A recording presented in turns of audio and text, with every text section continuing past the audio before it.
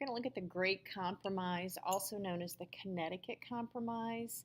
Um, Going back to the Constitutional Convention, once again, just a little review.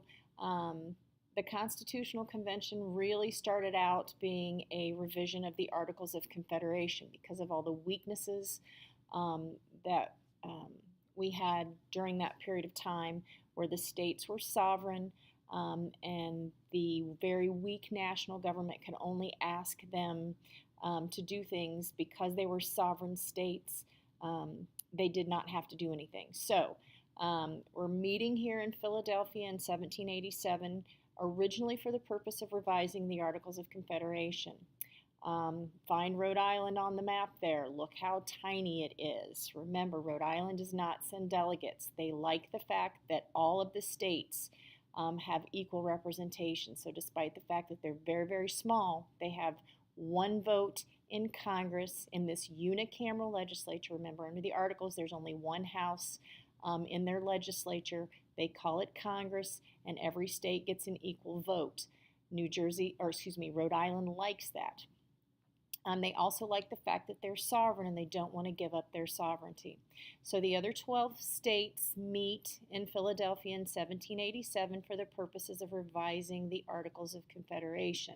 We know that they realize right off the bat that this document is a complete failure. We can look back to Shays' Rebellion. I'm not going to review that, but make sure you know that.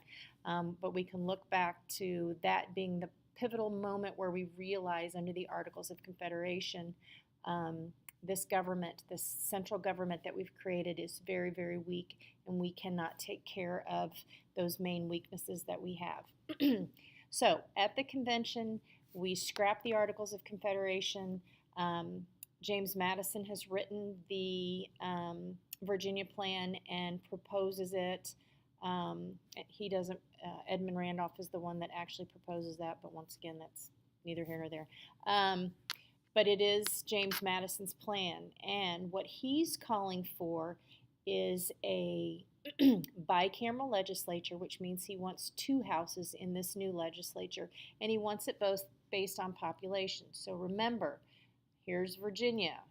They're a bigger state. They have more people than some of these smaller ones over here. And so they want a bicameral legislature, a two-house legislature based on population. New Jersey has a real problem with that. Find New Jersey here, very small state. They like also their one vote in a unicameral legislature.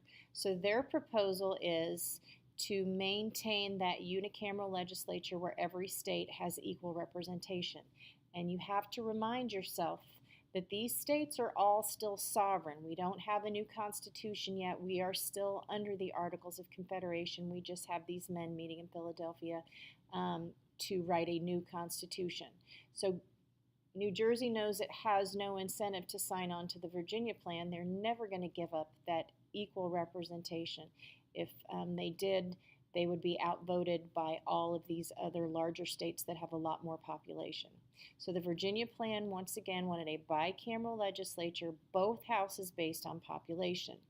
The New Jersey Plan says absolutely not. We are a sovereign country. We already have one vote in a unicameral legislature.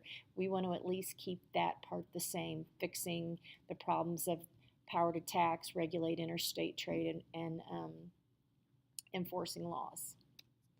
So we have a compromise, the Connecticut Compromise, also known as the Great Compromise. And this is a picture of the Capitol. And what I want you to notice, there are two sides to this. You have the center, and then you have over here, this is where the House of Representatives, not offices, but the chamber is in this side.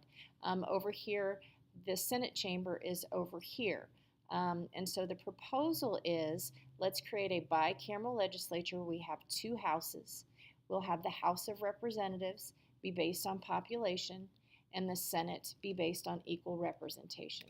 So what we end up, and this is that chamber inside there on the left-hand side of the Capitol building, this is the Senate. And we have 50 states, and we have equal representation in the Senate. So every state has two senators that they are allowed, and the people actually pick that.